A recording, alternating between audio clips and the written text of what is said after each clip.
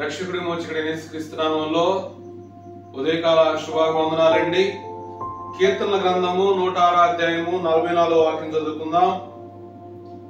అయినను వారి రోదనము తనకు వినబడగా వారికి కలిగిన శ్రమను ఆయన చూచెను. ఇక్కడ వారు ఎవరు? వారు అని రాయబడింది కదండి. వారెవరు? దేవుని పిల్లలు అని పిలువబడుచున్న మనం కూడా క్యాలిక్యులేట్ చేసుకుందాం. ఎవరు మనం? దేవుని పిల్లలు. మీరు మందిరానికి వెళ్తున్నారా అంటే దేవుని పిల్లలు రా, వీళ్ళు దేవుని బిడ్డలు రా అని అంటున్నారు కదండి. ఈ దేవుని పిల్లలు అనే వారు ఎలా ఉన్నారంటే అయ్యా,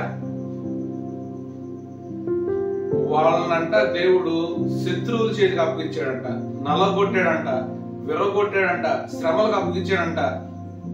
సరే, వాటన్నిటి నుంచి తప్పించాడంట. తప్పించిన తర్వాత వారి మనస్సు మరలా వారి ఆలోచన చొప్పునే చేయుచున్నది. చదువుతారండి ఆ మాట. 43వ వాక్యం. అయినను వారు తమ ఆలోచనను అనుసరించి తిరుగుబాటు చేయుచు వచ్చిరి. ఏమండి, మన ఆలోచన వదిలేసేద్దాం, మన ఆలోచన పక్కన పెడదాం. మన ఆలోచన దేవునికి తిరుగుబాటుగా ఉంటుంది. మన సొంత క్రియలు దేవునికి తిరుగుబాటుగా ఉంటాయి. ఎందుకు మన సొంత ఆలోచన చేయాలి? చిన్న ప్రాంతంలో అయినా, చిన్న ప్రదేశంలో అయినా దేవుడు గొప్ప కార్యాలు చేయడానికి ఇష్టపడతా ఉన్నాడు. నువ్వు దేవునికి నీ ఆలోచన అప్పచెప్పు. ఈరోజు